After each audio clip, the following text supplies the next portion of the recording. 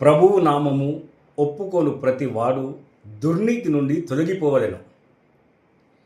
యేసుక్రీస్తు ప్రభు వారి నామమును, ఆయన పేరును నోటి ద్వారా ఆయన నిజమైన దేవుడు, నిజమైన రక్షకుడని అంగీకరించి రక్షణ యేసుక్రీస్తు ప్రభు రక్తంలో కడగబడినటువంటి ప్రతి వాడును కూడా సకల దుర్నీతి నుండి తొలగిపోవాలి.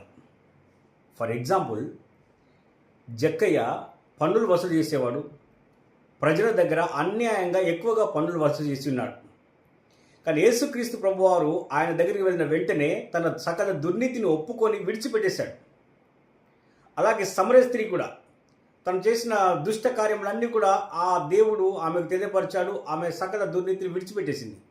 అలాగే నువ్వు ఏ సిచ్యువేషన్లో, నువ్వు ఏ పాపంలో, ఏ అపరాధంలో, ఏ దోషంలో యేసుక్రీస్తు ప్రభువారి యుద్ధకు వచ్చి ఆయన నామమును ఒప్పుకొని ఆయన నిజమైన దేవుడని నీవు అంగీకరించున్నావో, ఇక సకల దుర్నీతిని నీవు విడిచిపెట్టాలి. సమస్తమైన దుర్నీతి, చెడుతనాన్ని మొత్తం విసర్జించాలి, విడిచిపెట్టాలి.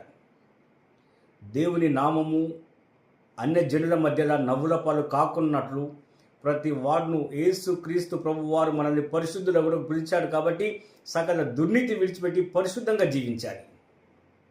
అప్పుడు ప్రభువుకు మన జీవితం వలన మహిమ కలుగుతుంది. అప్పుడు దేవుని రాకడ దినమప్పుడు ఇలాంటి వారిని దేవుడు పరలోక రాజ్యంలో జ్ఞాపకం చేసుకుంటాడు. మరి యేసుక్రీస్తు ప్రభువారిని ఒప్పుకొని, నోటితో ఒప్పుకొని కూడా ఇంకా దుర్నీతిలో జీవిస్తున్నావా? నీవు చాటుగా జీవించినటువంటి ప్రతి చీకటి జీవితాన్ని విడిచిపెట్టాలి. అప్పుడే దేవుడి నిత్య రాజ్యంలో నిన్ను జ్ఞాపకం చేసుకుంటాడు.